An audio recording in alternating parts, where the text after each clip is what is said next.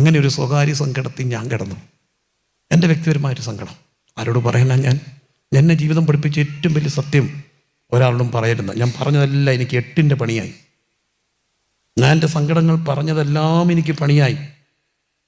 അങ്ങനെ ഒരു രാത്രി ഞാൻ ഒറ്റയ്ക്ക് ഇരിക്കുമ്പോൾ വെളുപ്പിന് 2:45 എൻ്റെ ഫോൺ ബെല്ലടിച്ചു. ഞാൻ ഒറ്റയ്ക്ക് എൻ്റെ തിണ്ണ ഇറങ്ങി ലൈറ്റ് ഓഫ് ചെയ്തിരിക്കുക. പാഷ ബെല്ലടിക്കുന്നു. ഞാൻ നോക്കിയപ്പം പാഷ സാമച്ചൻ പുല്ലൂര, അദ്ദേഹം ഒരു പ്രവാചകനാണ്, നിങ്ങൾക്കറിയാം. ഞങ്ങളങ്ങനെ റെഗുലർ കോണ്ടാക്റ്റ് ഒന്നുമില്ല. പക്ഷേ അച്ഛൻ എനിക്ക് എന്നോട് സ്നേഹമാണ്, എനിക്ക് സ്നേഹമാണ്. അച്ഛൻ വിളിച്ചു. പ്രിൻസ് പാഷ അല്ലേ? ഞാൻ ചോദിച്ചാൽ എന്താ അച്ചായ? മോൻ്റെ കല്യാണം വിളിക്കാനാ. വെളുപ്പിന് 2:45. എൻ്റെ അച്ഛാ കല്യാണം വിളിക്കാനാണ്. അച്ഛൻ ഇവിടെ അമേരിക്കയിലാണ്. ഓ, ഞാൻ പുല്ലൂരാ മോനെ. പുല്ലൂന്ന് 2:45 വലിയ കല്യാണം വിളിക്കുമോ എല്ലാവരും വെളുപ്പിനെ? ഞാൻ ചോദിച്ചാൽ പറഞ്ഞ് കല്യാണം വിളിക്കാൻ വേണ്ടി നിൻ്റെ പേരെഴുതിയിട്ടരുത്.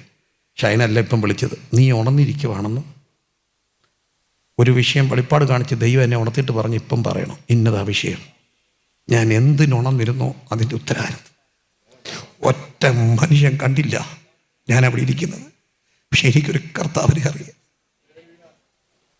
എൻ്റെ കണ്ണ് നനഞ്ഞ അറിയുന്ന ഒരപ്പനുണ്ട്. എൻ്റെ കണ്ണ് നനഞ്ഞ അറിയുന്ന ഒരപ്പനെ എനിക്കറിയാം. ഈ രാത്രി 1000 നാവോടെ ഞാൻ വിളിച്ചു പറയും, ഈ ദൈവം എൻ്റെ പിതാവാ, ഈ ദൈവം എൻ്റെ പിതാവാ. കരമെല്ലാം ഉയർത്തി പറഞ്ഞേ. മറ്റൊരനുഭവം ഞാൻ പറയാറുണ്ട്, സന്തോഷം കൊണ്ട് വീണ്ടും പറയാം. ധാരാളം അനുഭവങ്ങളുണ്ട്, എന്നാലും ഒരനുഭവം 2018 പ്രളയം കഴിഞ്ഞപ്പോൾ വല്ലാത്ത ഒരന്തരീക്ഷം. പ്രളയം കഴിഞ്ഞു, ഞങ്ങളും ക്യാമ്പൊക്കെ നടത്തി. പക്ഷെ ഒരു രാത്രി എന്നെ ഒരു ഭയം ബാധിച്ചു. ഈ വേദത്തിലൊരു വാക്യമുണ്ട്, ഭയത്തിന് എന്തുണ്ട്? ദണ്ഡനമുണ്ട്. ഭയങ്കര ടോർച്ചറിങ്ങാണ്. അതൊരു പൈശാചിക പോരാട്ടമായിരുന്നു. ഭയം എന്നെ ഇങ്ങനെ ബാധിച്ചു. ഞാനങ്ങനെ പേടിക്കുന്ന ഒരാളല്ല കേട്ടോ. സ്വാഭാവികമായിട്ട് എനിക്ക് ദൈവം പല സാഹചര്യങ്ങളിൽ ഒരു കൃപ തന്നിട്ടുണ്ട്. ആ രാത്രി ഒരു ഭയം ബാധിച്ചു. ഞാൻ ഹോളിൽ പോയിരുന്നു. എൻ്റെ ഭാര്യയോട് പറഞ്ഞു പ്രാർത്ഥിക്കാൻ പോകാൻ. ഒരു സുഹൃത്ത് വരും. സുഹൃത്തിനെ വിളിച്ച് സുഹൃത്ത് വന്നു. അദ്ദേഹം വെളുപ്പിന് ഒരു 4 മണി വരെ എൻ്റെ കൂടെ ഇരുന്ന് പ്രാർത്ഥിച്ചിട്ട് പോയി. 4 മണി 5 മണിയായപ്പോൾ ഞാൻ വെറുതെ അവിടെ തന്നെ കിടന്നൊന്ന് ഉറങ്ങി. കണ്ണിലോട്ട് ചെറുകെ മയക്കം കയറുന്നു. നേരം വെളുത്തില്ല, ആളെ തിരിച്ചറിയത്തില്ല, പരപര വിളിക്കുന്നു. എൻ്റെ ഭാര്യ എന്നെ ഹോളി വന്നിട്ട് വിളിച്ച്, ഹോളും വീടും അടുത്താ ചേച്ചാ, ഒരാൾ വീട്ടിൽ വന്ന് അച്ഛനെ കാണണമെന്ന് പറഞ്ഞ് കുളിമ്പലടിച്ചു. പെട്ടെന്ന് വന്നു. ഞാൻ ചെന്നപ്പോൾ ഒരു സഹോദരനാ. എന്നാ സഹോദര? അദ്ദേഹം പറഞ്ഞു ഒന്നുമില്ല, രാവിലെ ഭാഷ എവിടെയെങ്കിലും പോകുന്നതിന് മുമ്പൊന്ന് വന്നാ, ഭാഷ എവിടെയെങ്കിലും പോയാൽ കാണാൻ ഒക്കത്തില്ല. ശരി, എന്നാൽ ഞാനൊന്ന് പ്രാർത്ഥിച്ചിട്ട് പോകാമെന്ന് പറഞ്ഞ് അദ്ദേഹം വീടിനകത്ത് പ്രാർത്ഥിക്കാൻ കയറിയിട്ട് ചോദിച്ചു, എന്നോട് ചോദിച്ചു പേടിച്ചോ? ഞാൻ ചോദിച്ചു എന്താ ചുറ്റി? ഉള്ള പറ, പേടിച്ചോ? ഞാൻ പറഞ്ഞു പേടിച്ചു. 2 മണിയായപ്പം കർത്താവ് എന്നെ തട്ടി ഉണർത്തിയിട്ട് പറഞ്ഞു, അദ്ദേഹം വളരെ ദൂരത്തുനിന്ന് വന്നാ, എൻ്റെ ദാസൻ, എൻ്റെ മകൻ പ്രിൻസ് റാന്നി പേടിച്ചിരിക്കുന്നു, നീ എന്ന് പറയണം, ഭയപ്പെടണ്ട, നിന്നോട് കൂടെ ഉണ്ടെന്നാ. ഞാൻ എൻ്റെ കൂടെ പ്രാർത്ഥിച്ച ദൈവദാസനോടും പറഞ്ഞില്ല ഞാൻ പേടിച്ചെന്ന് കേട്ടോ.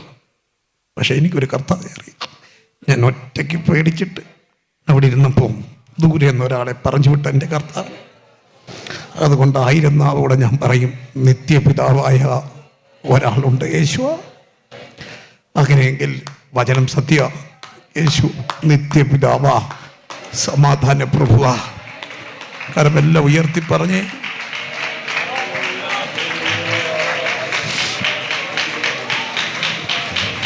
ഈ രാത്രി എൻ്റെ കർത്താവ് വന്നിട്ടുണ്ട്. ഈ രാത്രി എൻ്റെ കർത്താവ് വന്നിട്ടുണ്ട്.